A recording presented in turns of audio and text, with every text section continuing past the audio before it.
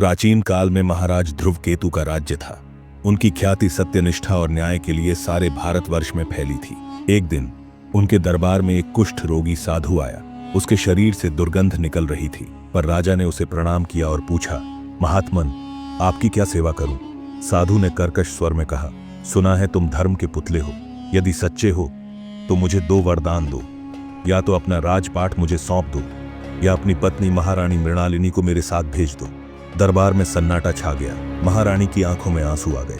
राजा ने गहरी सांस ली और बोले, राजपाट आपका हुआ, मैं अभी इसी क्षण महल छोड़ देता हूं। राजा ने सिंहासन का मुकुट उतारा, सादा वस्त्र पहना और एक लकड़ी की छड़ी लेकर जंगल की ओर चल दिए। 3 दिन भूखे प्यासे चलने के बाद उन्हें एक टूटी हुई मूर्ति वाला मंदिर दिखा।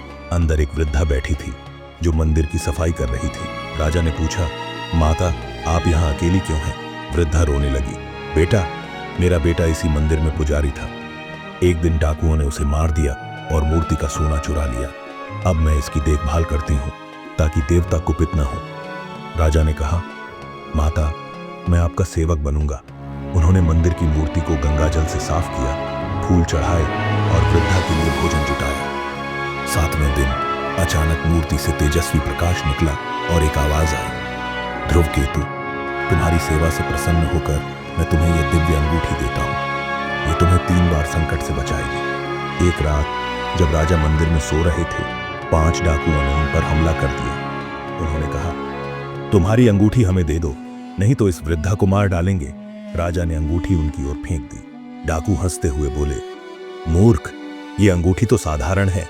परंतु जैसे ही डाकुओं ने अंगूठी छुई, वे पत्थर के बन गए। राजा समझ गए यह देवता की परीक्षा थी।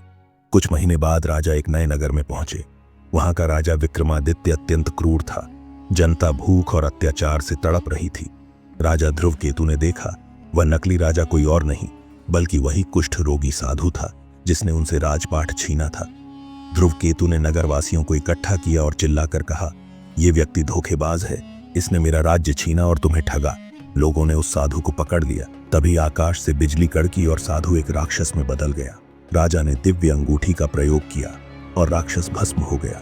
जनता ने ध्रुव केतु को नया राजा बनाना चाहा, पर उन्होंने कहा, मेरा राज्य तो धर्म है, मैं वापस अपनी प्रजा के पास जाऊंगा। जब वे अपने राज्य लौटे तो देखा महारानी मृणालिनी ने उनके बिछोह में सफेद वस्त्र धारण कर लिए थे और प्रजा को अनाथों की तरह पाल रही थी।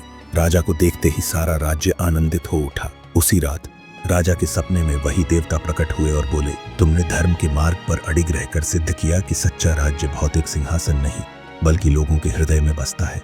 धर्म सिर्फ कर्म कांड नहीं बल्कि हर पल सत्य के साथ खड़े रहने का साहस है। जो व्यक्ति अपने कर्तव्य से कभी पीछे नहीं हटता, उसके जीवन में देवता स्वयं अवतरित होते हैं।